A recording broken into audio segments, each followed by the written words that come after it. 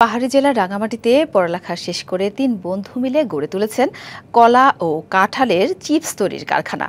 এই ধরনের চিপস স্থানীয়ভাবে ব্যাপক সাড়া ফেলেছে রাঙামাটিতে। ৩ বন্ধুর স্বপ্ন সারা দেশে ব্যবসা প্রসারের, চাইলেন সরকারি সহায়তা। রাঙামাটিতে মৌসুমী ফল উৎপাদনে সুনাম দেশ জুড়ে। প্রক্রিয়াজাতকরণের উদ্যোগের অভাবে প্রতি বছর প্রচুর ফল নষ্ট হয়।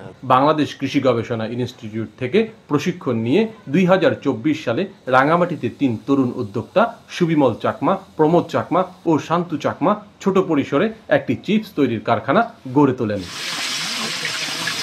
কারখানার কার্যক্রম শুরু করতে বাংলাদেশ কৃষি গবেষণা ইনস্টিটিউট কারিগরি সহায়তা করেছে। প্রাথমিকভাবে অনলাইন ভিত্তিক প্ল্যাটফর্ম হিলস বাজার ও বৈচিত্র্য.com এর মাধ্যমে বাজারজাত করা হয় চিপস। প্রতিদিন প্রায় ২০০ থেকে ২৫০ প্যাকেট চিপস উৎপাদন করা হয়। প্রতি প্যাকেট চিপস বিক্রি হচ্ছে ৩০ টাকায়।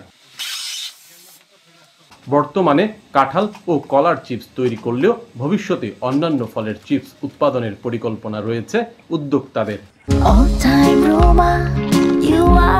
All time Roma. Taste it, love it.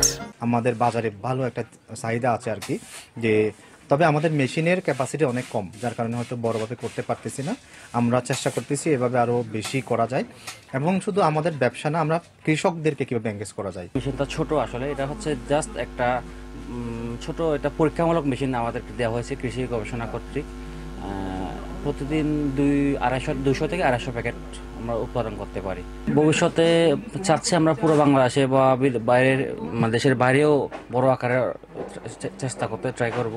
নতুন এই উদ্যোক্তাদের সহযোগিতার আশ্বাস দিয়েছেন রাঙামাটি চেম্বার অফ কমার্স ইন্ডাস্ট্রির সাবেক সভাপতি।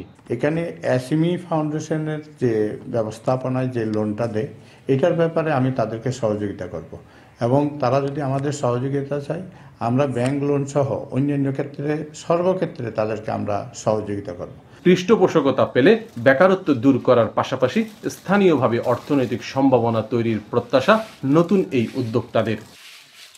সৈকত রঞ্জন চৌধুরী, ডিবিসি নিউজ, রাঙামাটি।